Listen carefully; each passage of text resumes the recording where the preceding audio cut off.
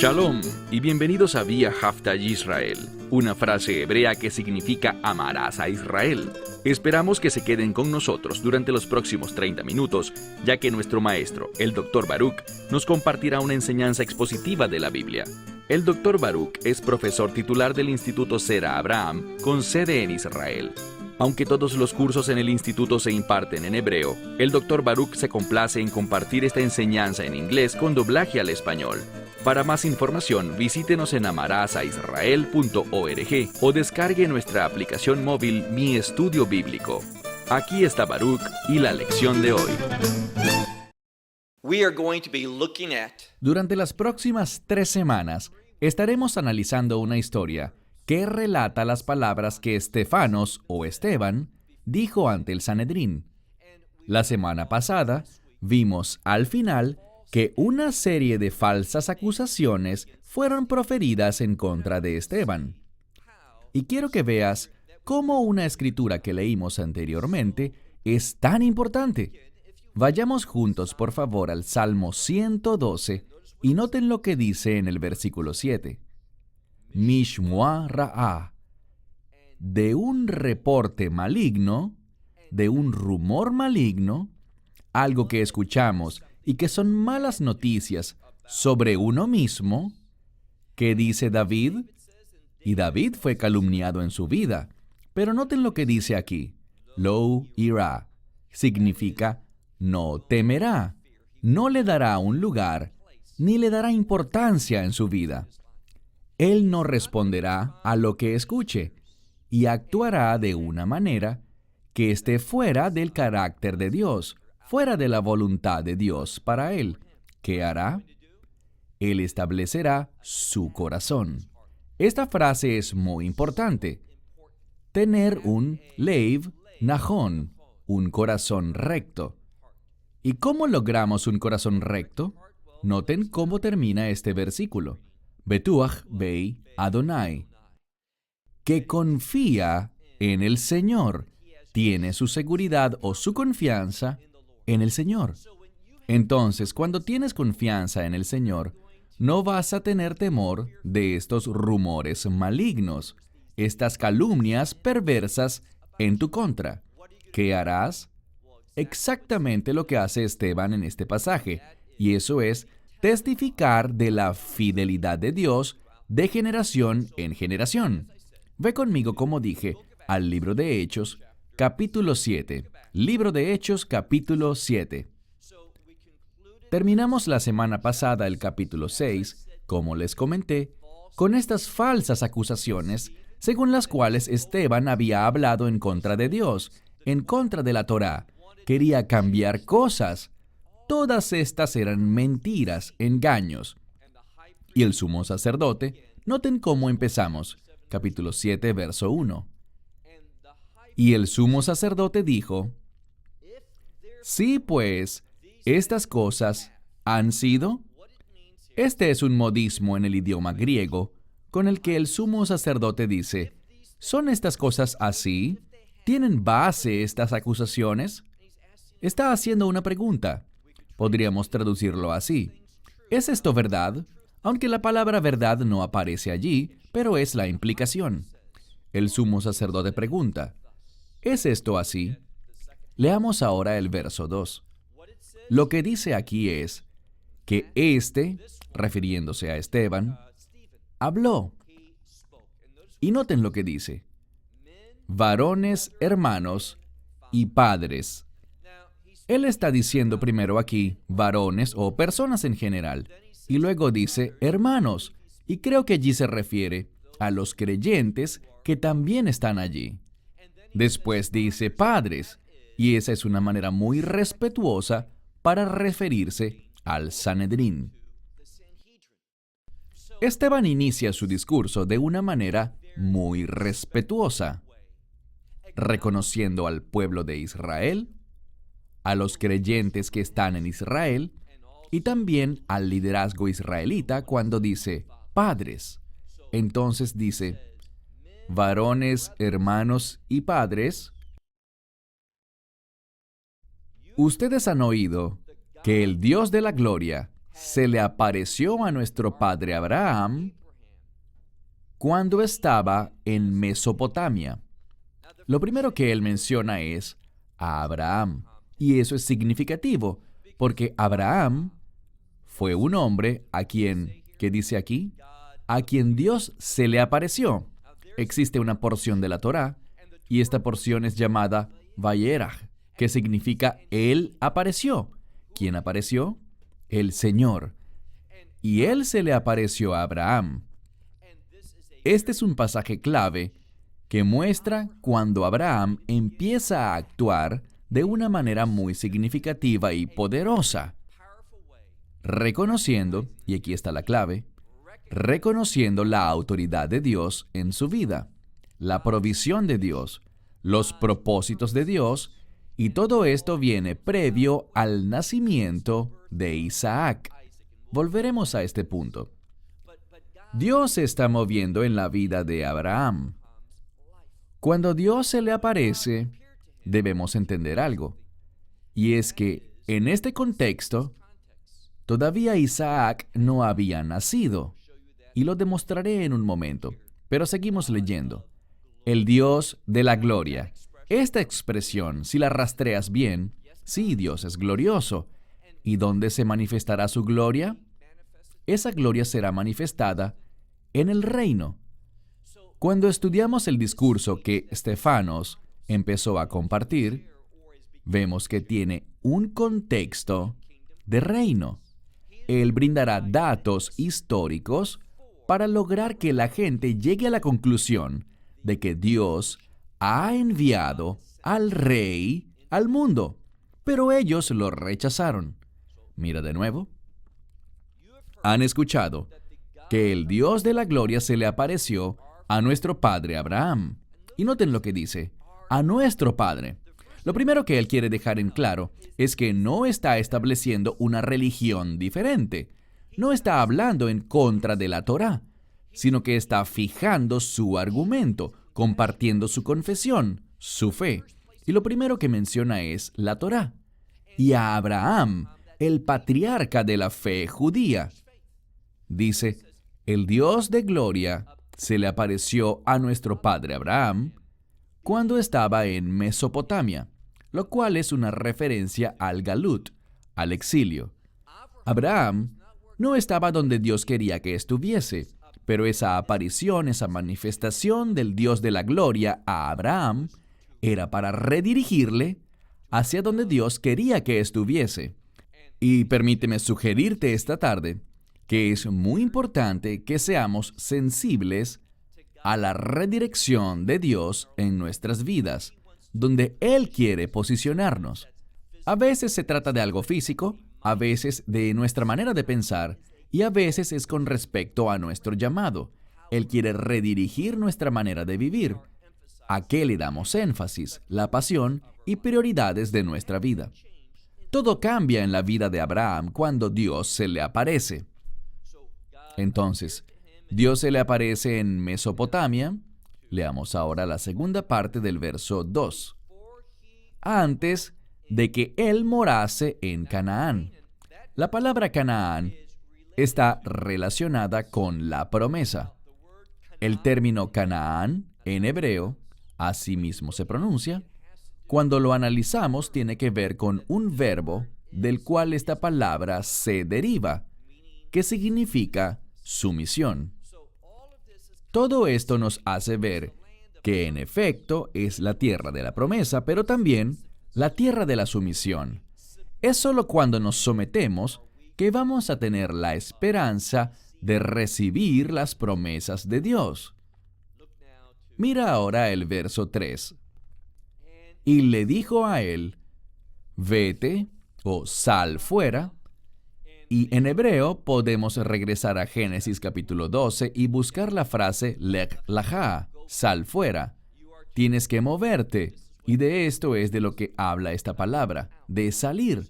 Entonces sal fuera de tu tierra y de tu parentela, de tu familia, de tu grupo familiar. Y ven a la tierra, la cual a ti te mostraré. Es muy importante, hay una partícula aquí en el idioma griego, y lo importante sobre esta partícula es que representa un indicador gramatical que señala el modo subjuntivo. ¿Y por qué eso es importante? Porque esto comunica un sentido de posibilidad, un sentido de condicionalidad. Dios quiere hacer algo en la vida de Abraham, pero es algo condicional. Dios quiere mostrarle la tierra, donde se supone que él vivirá. Esta transformación, este cambio que Dios quiere producir, esta redirección, pero es condicional según lo que responda Abraham. Insisto, debemos preguntarnos, ¿estoy dispuesto a responder? ¿Estoy anhelando ver cambios en mi vida? Déjame decirte, si no lo estás, entonces Dios no hará mucho en tu vida. Tú conocerás la frustración del Espíritu Santo y no experimentarás la unción de dinamita. Y esta palabra dinamita proviene de la palabra griega para unción poderosa del Espíritu de Dios en tu vida. Abraham fue llamado a salir del lugar donde moraba y mudarse con su familia. Dice aquí, ven a la tierra, la cual yo te mostraré, o la que yo te mostraría, es decir, le agrega ese sentido de condición. Y por lo tanto, pasemos al verso 4, entonces saliendo de la tierra de los caldeos, y este saliendo, en este pasaje, incluye en 4 ocasiones un prefijo que puede mencionarse por separado. Es realmente una preposición, sería el término gramatical más apropiado, la palabra ek. A veces es un prefijo adherido a un verbo, a veces se escribe por separado. Significa afuera, o sea que Dios quiere llevar a su pueblo afuera. ¿Y entiende eso? Puede que estés en una posición en la que Dios, lo primero que Él quiera hacer, y no hará mucho más allá, hasta que tú salgas de donde estás. E insisto, puede que se trate de un lugar, de una mentalidad, de un comportamiento pecaminoso en el que estés viviendo.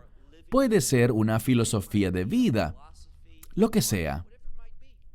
Una persona sabia, alguien que quiere experimentar a Dios, alguien que quiere ser usado por Dios, una persona así estará abierta y deseosa de que Dios lo saque o la saque fuera de su situación actual hacia una realidad nueva, pura y santificada.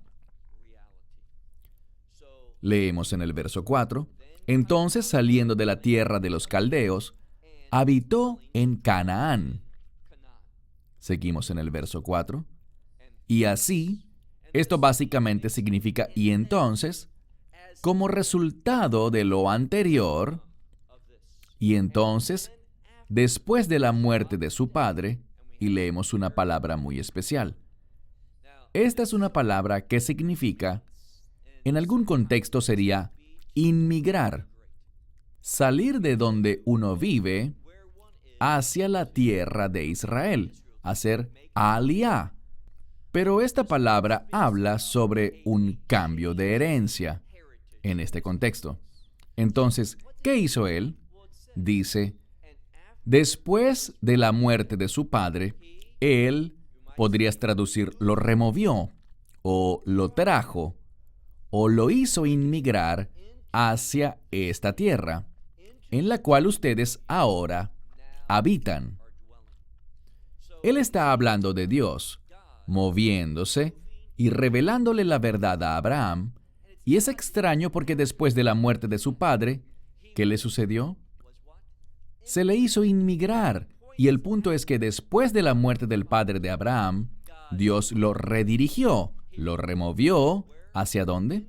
Hacia la tierra, donde tú, y podríamos decir que nosotros, estamos viviendo ahora, en este tiempo. Verso 5.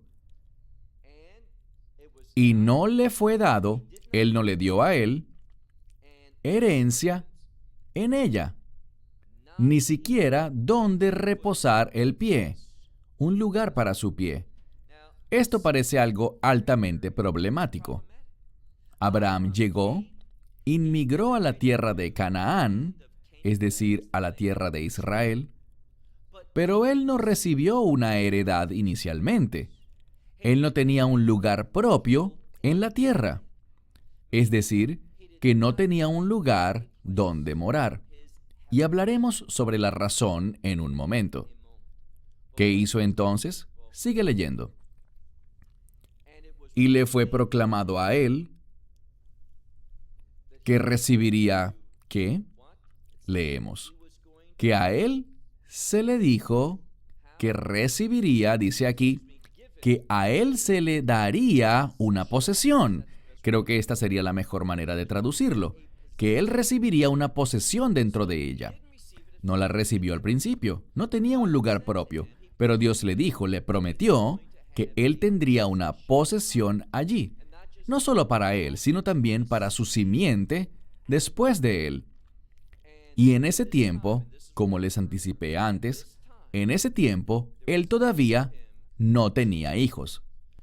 Dios hizo todas estas promesas y antes de que tuviese una propiedad, una casa donde habitar, Dios le dijo que le daría una posesión y a su descendencia después de él. Pero nada de eso era una realidad, sino que siempre se hablaba de cosas futuras. ¿Por qué le dice esto? Había una expectativa. Abraham tenía una expectativa para el futuro. Permíteme, pues, pausar un momento para hacerte una pregunta muy importante. Y esta es, ¿tienes la expectativa, la esperanza de recibir una herencia futura? A lo que me refiero, y no debería sorprenderte lo que te diré, es a una herencia de reino. Dirás, pero no estamos en el reino hoy, y es verdad. Tú no eres poseedor de tu herencia, pero lo serás. Y la pregunta es, y es lo que hizo que Abraham fuese tan especial, tan fiel. Él vivía, a pesar de no ver en concreto ninguna de las promesas de Dios, él vivía como si las tuviese. Su vida estaba establecida con base en estas promesas. Él las perseguía en obediencia, respondiendo a lo que Dios había puesto ante él. Pasemos ahora al verso 6. Y Dios le habló así, que su simiente sería, literalmente dice que la simiente suya sería extranjera en una tierra ajena. Bien, insisto, lo que él dijo era que el pueblo, su descendencia, sería extranjera en una tierra ajena. ¿De qué nos habla esto? Nos dirá que todo esto pasará por culpa de la desobediencia. Abraham fue fiel, pero las generaciones después de él no lo fueron. ¿A qué se refiere aquí? Continuemos. No solo dice que serían extranjeros en tierra extraña, sino que avanza en el verso 6. Y ellos serán esclavos y serán maltratados. Literalmente esta palabra es un término para ser tratado con maldad, contrario a lo que Dios quisiera. Alguien oirá esto y dirá, ¿cómo es posible? ¿Cómo alguien puede ser tratado en contra de lo que Dios quiere para él? La respuesta es, esto sucede por la desobediencia de la persona. Dios no lo desea, pero dado que Dios ha establecido leyes naturales y leyes espirituales, cuando violamos estas leyes naturales, tendremos consecuencias. Por ejemplo, si saltas en un foso, hay una ley natural, la gravedad. Dios ha creado todas estas leyes y caerás y morirás si el foso es profundo. Del mismo modo, si violas la verdad de Dios, habrá un resultado, un castigo, una experiencia adversa. Dios no quiere que pases por eso, pero dado que violaste esa norma, lo tendrás que atravesar. No experimentarás lo que Dios desea para ti, sino lo que Él no quiere para ti. Pero como Él es fiel a sus leyes, a su identidad y a su naturaleza, Él responderá. Dios no nos ha hecho como robots que cumplen su voluntad automáticamente. Nosotros debemos tomar decisiones piadosas. Por eso tenemos su palabra, por eso tenemos al Espíritu Santo, para poder cumplir esto. Pero mira lo que la Escritura nos está refiriendo. Entonces, ellos serán extranjeros en tierra ajena, serán esclavizados y serán maltratados durante 400 años. Todo esto está sustentado en la Torá. Literalmente, 430 años. En un lugar dice 400 y en los otros 430. Eso no es un conflicto. En un lugar se presenta de modo general y en otro más específico. Y la nación que los esclavizará, a la nación donde serán esclavos, este es Dios hablando, dice, yo juzgaré. ¿En qué nación serán ellos esclavizados? ¿Qué nación los tratará así de mal? La respuesta es Egipto. Y debido a que Egipto, a pesar de que Dios estaba usando a Egipto, Dios no va a recompensar a Egipto por su conducta. Por lo tanto, Él juzgará a esa nación. Es lo que dice la Escritura. Él los juzgará. Verso 7 al final. Y después de estas cosas, dice, ellos saldrán y me adorarán. Todo lo que están atravesando producirá una transformación, un cambio. Dios los sacará fuera, ellos saldrán. Eso nos habla del Éxodo. Ellos saldrán, ¿y qué harán? Ellos me adorarán. Este es Dios hablando. En este lugar. ¿En cuál lugar? Justo donde están hablando ahora, en Jerusalén. La ciudad santa, la ciudad donde habitará el nombre de Dios. Estefanos aquí está dando una cátedra de historia judía, estableciendo de manera muy clara que sobre estas acusaciones calumniosas que le han dicho, déjenme decirles lo que dice la Torá.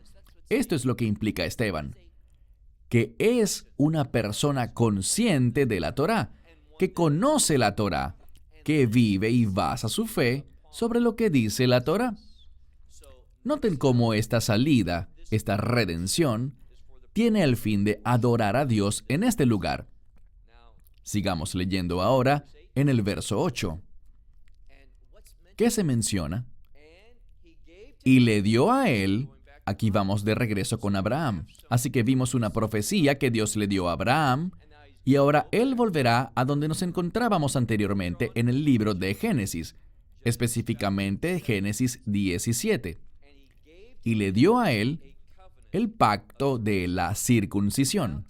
Hoy en día yo diría que la mayoría de los creyentes, de quienes conforman el mundo cristiano, no entienden el mensaje de la circuncisión. Estamos en el libro de los Hechos. Este es el libro que describe a la primera congregación de redimidos, a la eclesía, lo que hoy llamamos la iglesia. Y noten lo que dice aquí. Él enfatiza este pacto de la circuncisión. La palabra pacto es importante porque nos habla sobre relación y nos habla de expectativas. Lo diré de otro modo. Nos habla de promesas. ¿En qué consiste el pacto de la circuncisión? Bien, por medio de esta relación con Dios, basada en las palabras que Dios le dio a Abraham, ¿cuál será el resultado? La circuncisión. ¿Qué es la circuncisión? Espero que lo sepan. Es la muerte de la carne. Es dejar de vivir de acuerdo a esa inclinación maligna y carnal para vivir una vida santificada, apartada para los propósitos de Dios, por la palabra de Dios, por el poder de Dios, es decir, por medio de la persona del Espíritu Santo. Él le dio a él este pacto de circuncisión y así, dice, él engendró a Isaac y le circuncidó al 8º día. Esta es la segunda vez que la circuncisión es mencionada, y aquí tenemos esta declaración de que esto ocurre en el 8º día. El 8 nos habla de un nuevo comienzo, habla del reino, es un número de redención. Este pacto de la circuncisión, esta muerte de la carne, es una preparación para experimentar la redención, para experimentar el reino. Cuando caminamos como personas redimidas, no andaremos en la carne, sino andaremos en el Espíritu. Esa es una conexión entre la redención y el Espíritu Santo. Y ya hemos visto anteriormente, regresemos para darles la cita. Si regresan al medio o al final del verso 7, tenemos eso, que ellos salieron y me adoraron. Este acto de salir implica redención. ¿Y cuál era el fin? Adorar. Adorar es vivir y comportarse por medio del Espíritu. Pecar es cuando vivimos en la carne.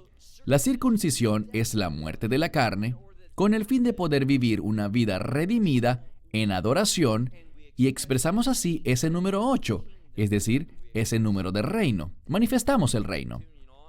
Continuando en el verso 8 dice, e Isaac a Jacob, la implicación es que Isaac engendró a Jacob, y Jacob a los 12 patriarcas. Pasemos al verso 9. Y los patriarcas, noten lo que hicieron, sintieron envidia. Ahora, ¿a quién envidiaban? La Escritura indica que a José. ¿Por qué sentían envidia? Muchas personas dirán que era debido a esa túnica de rayas. Eso es lo que literalmente dice, pesim. La mayoría dice que era una túnica de colores, pero no tiene que ver con colores, no dice nada al respecto. Dice que era una prenda de rayas, pesim. Permíteme señalar que esta prenda solo buscaba recalcar lo especial que era José. Ahora, Jacob entendió eso. Sabemos que él amaba a José de una manera única. ¿Qué significa esto? ¿Más que a los demás? No realmente, pero debido a lo que el texto de la Torá indica, al decir que José era el hijo de su vejez, ¿qué significa eso? Él ya no trabajaba a tiempo completo. Sus otros hijos estaban encargados del hogar, y Jacob tuvo una oportunidad de invertir tiempo y amor en la vida de José. Y le dio a José esta túnica de rayas. Pero, ¿sabes qué fue lo que realmente produjo el conflicto con sus hermanos, a quienes se identifica aquí como los patriarcas? Te diré qué fue lo que lo produjo. Y se trata de los sueños que tuvo.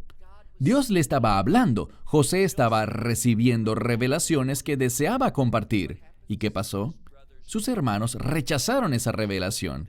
No estaban interesados en las cosas de Dios. Y noten lo que dice. Y ellos lo vendieron, esa es la implicación, a Egipto. Y Dios estaba con él. Cuando vemos esta construcción en el idioma griego, es algo notable. Existen dos conjunciones principales en el idioma griego. Una es kai y la otra es dei. Kai demuestra una continuidad normal. Caminé al refrigerador y abrí la puerta y saqué comida y me la comí. Esta palabra kai es la conjunción y, la cual demuestra una continuidad. Fui allí y abrí y saqué y comí, etc. Les mencioné que esta palabra dei, casi cada semana lo digo, ella demuestra un contraste, demuestra una diferencia. Vemos este contexto y a primera vista, y usualmente cuando vemos las escrituras a simple vista, nos equivocamos. Eso me sucede mucho a mí. Leemos, y lo vendieron a Egipto. Entonces él fue vendido a Egipto y Dios estaba con él. Yo esperaría que dijera, pero Dios estaba con él. Pero no es así. Lo que esto demuestra es lo siguiente, que lo que José estaba atravesando, a pesar de que estaba mal, era algo pecaminoso por el pecado de sus hermanos. Dios lo usó, Él no lo provocó, tampoco se sorprendió por ello, pero Él no impulsó a sus hermanos a hacerlo. Sin embargo, Dios usó esto con el fin de profundizar su relación con José, sabiendo lo que enfrentaría en Egipto.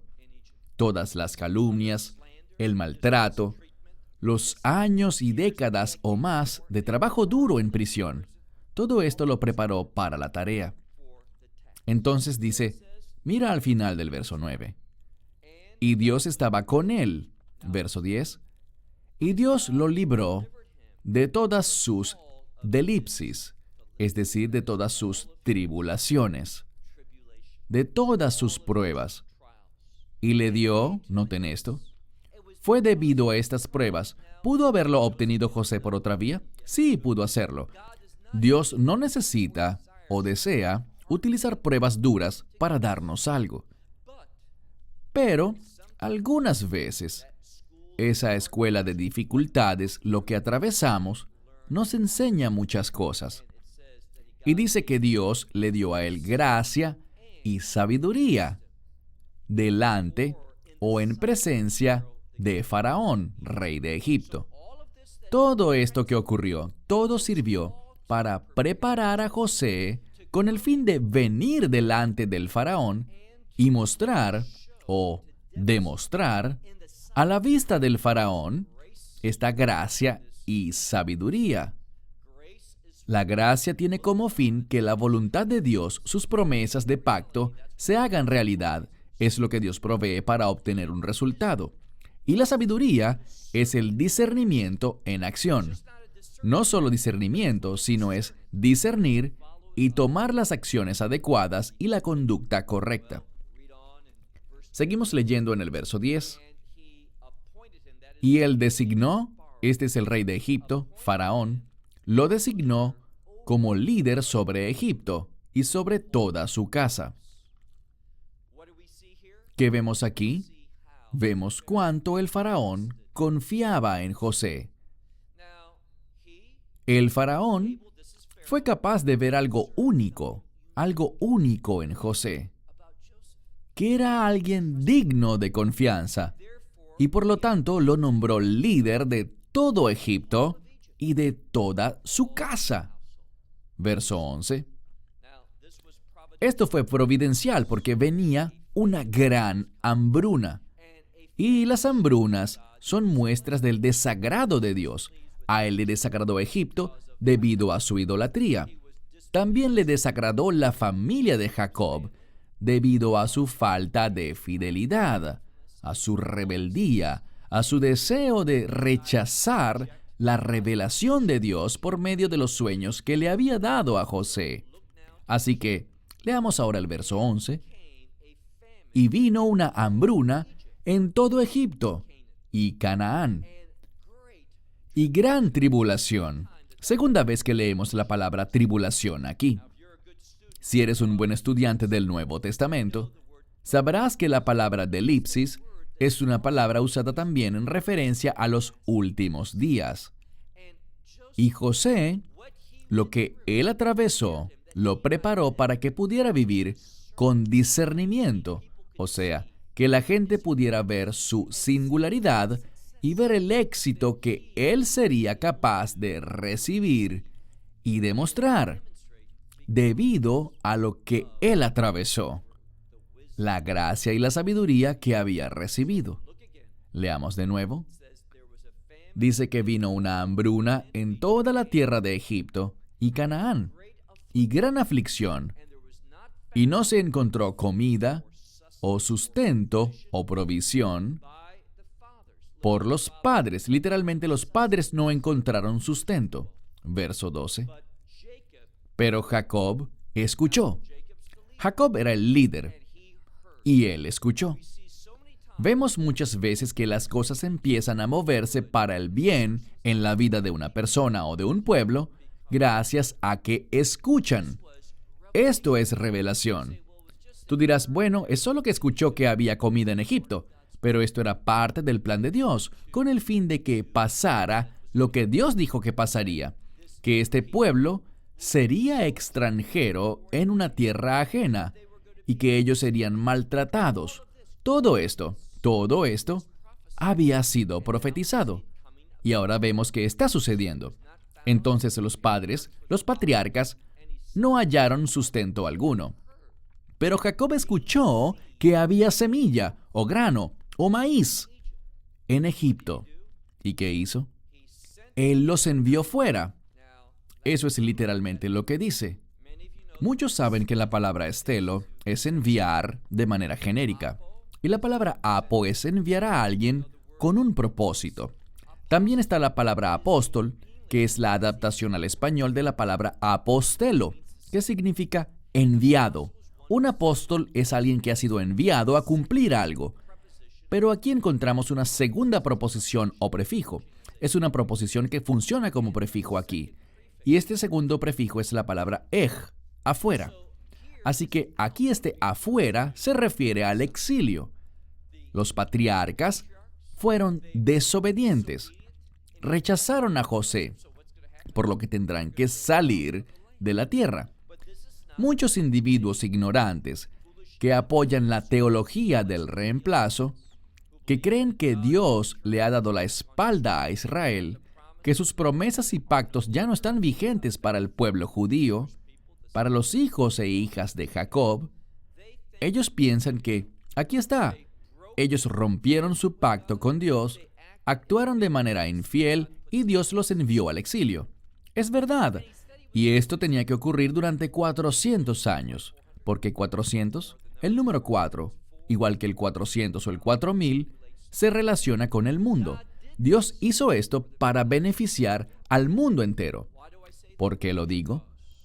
Porque cuando los hijos de Israel regresaron, y por cierto, eso dice mucho, Dios no los dejó en Egipto, Dios los trajo de vuelta en cumplimiento de lo que había prometido a los patriarcas. No porque se lo merecieran, sino por su palabra, su llamado y sus promesas de pacto a las que los patriarcas respondieron en obediencia. Me refiero a Abraham, Isaac y Jacob. Entonces, es un gran error pensar que Dios, cuando el pueblo estuvo en el exilio, terminó con ellos. Él siempre los trajo de vuelta de Egipto, de Babilonia, y hoy en día los está haciendo volver de las naciones, de todos los países, de vuelta a la tierra. Estamos viviendo tiempos muy significativos. Jacob escuchó que había grano o maíz en Egipto. ¿Y qué hizo? Él envió fuera a los padres, a nuestros padres, primero. Entonces, Él los envió fuera primero a los padres para que fuesen a Egipto. ¿Y sabemos a qué? A comprar grano, porque había grano allá. Y noten lo que dice. Y José los envió y llamó a su padre Jacob. Bien, Jacob fue llamado a venir con José. ¿Con qué finalidad? Bien, la finalidad fue demostrar casi una especie de resurrección. Jacob pensaba que José estaba muerto, pero ahora está vivo. Muchos de los comentaristas rabínicos se refieren a este tipo de ilustración, y el libro de los Hebreos lo hace igual, por cierto. Cuando Abraham consideró en sentido figurado que Dios resucitaría a Isaac de los muertos porque él se supone que debía sacrificarlo. Abraham había llegado a la conclusión, Isaac está muerto, él solo tendría que ejecutar la acción. Dios interrumpió eso, y eso fue una especie, hablamos de esto en Hebreos 11, fue una ilustración de la resurrección. Y lo mismo estamos viendo aquí. Jacob creía que José estaba muerto, pero ahora descubrimos, mira de nuevo, descubrimos que José envió a llamar, y vemos otro sufijo, con, a llamar con, es decir, un llamado para estar con él. Al hacer esto, llamó a su padre Jacob y a todos sus familiares. 75 almas en total. La próxima semana, porque ya por hoy se nos acaba el tiempo, regresaremos a los últimos versículos que hemos leído. Pero quiero señalar que muchas personas, y veremos algunas ilustraciones de por qué es así, ven el discurso de Esteban y dicen, ¿sabes? Lo que Esteban dijo no es exacto de acuerdo con la Torá. Por ejemplo, él dice el número 75, pero si ves en el libro de Génesis, dice que fueron 70. ¿Por qué la Torá dice 70 y en el Nuevo Pacto 75? Eso es un error. Pero deben recordar algo. Existen dos tradiciones en la Torá. Es decir, dos manuscritos textuales principales para la Torá. Uno es llamado el texto masorético. El otro está compuesto por los rollos encontrados en el Mar Muerto, los rollos del Mar Muerto. Y lo que descubrimos es algo que he compartido con ustedes muchas veces. Cuando vemos los rollos del Mar Muerto, encontramos que ellos están en mayor sintonía con la Septuaginta, la traducción griega. Y debido a que el Nuevo Testamento fue escrito en griego, ellos citan la Septuaginta. No es un error, es que se usó un manuscrito de tradición diferente. Y sabemos la razón. Si eres un buen estudiante de la Septuaginta, te habrás dado cuenta de que al hablar con respecto al grupo que salió de Egipto, existe un debate. Cuando vemos la Septuaginta o los rollos del Mar Muerto, ellos tienen el número 75. ¿Por qué? No solo estaban allí dos hijos de José, nacidos en Egipto. Comúnmente hablamos de Manasés y Efraín, sino que los rollos del Mar Muerto y la Septuaginta dicen que en realidad habían 9, es decir, 7 hijos adicionales. La Septuaginta y los rollos del Mar Muerto sacan a Jacob y a José de la cuenta porque ya estaban allí. Así que ellos son 2 y ellos los sacan del número 70, es decir, quedan 68. Y luego agregas estos 7 adicionales porque el texto masorético incluye a Efraín y Manasés. Entonces no es un error. Existen 2 tradiciones principales.